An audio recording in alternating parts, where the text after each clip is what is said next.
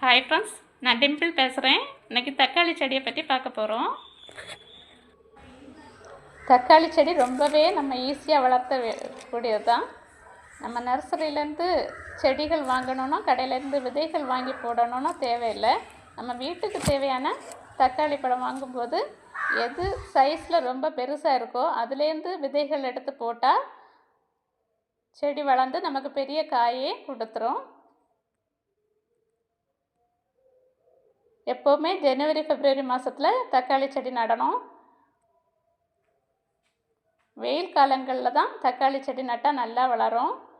மழை நேரங்களில் தக்காளி செடி நடாமல் இருக்கிறது நல்லது. விதைகள் போட்டு கொஞ்சம் செடி முளைச்சாலே அது செடி அப்படியே அழுகி போயிடும். செடி வளர வளர நம்ம குச்சி இதே மாதிரி பெருசாக வச்சு அதுலேருந்து கயிறு கட்டி கொடுக்கணும். அப்போ தான் காற்றடிக்கும்போது கீழே விழாது.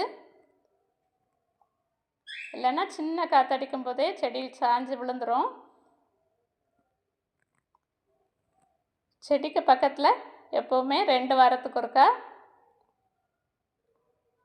மண் நல்லா கிளறி கொடுக்கணும். அப்போ தான் வேர் ஸ்பீடாக நல்லா வளர்ந்து வரும். செடியும் நல்லா ஈஸியாக வளரும். வேப்பம் பிண்ணாக்கு போட்டு கொடுக்கணும். அப்போ தான் வேர் அழுகல் நோய் வராது. எல்லாருமே ட்ரை பண்ணுங்கள். முதல்ல ஸ்டார்டிங்கில் கொஞ்சம் கஷ்டமாக தான் இருக்கும். நம்ம 2 செடி முதல்ல நட்டு வளர்த்திட்டு அதுலேருந்து கிடைக்கிற பழங்கள் கிடைச்சதுமே நமக்கு ரொம்பவே சந்தோஷமாக இருக்கும். அடுத்து அதில் ஒரு இன்ட்ரெஸ்டாக இருக்கும். நிறைய செடி வளர்த்த தோணும். இந்த வீடியோ பிடிச்சிருந்தால் லைக் பண்ணுங்கள், ஷேர் பண்ணுங்கள், கமெண்ட் பண்ணுங்கள், சப்ஸ்கிரைப் பண்ணுங்கள். இந்த வீடியோ பார்க்குற அனைவருக்கும் ரொம்ப ரொம்ப நன்றி.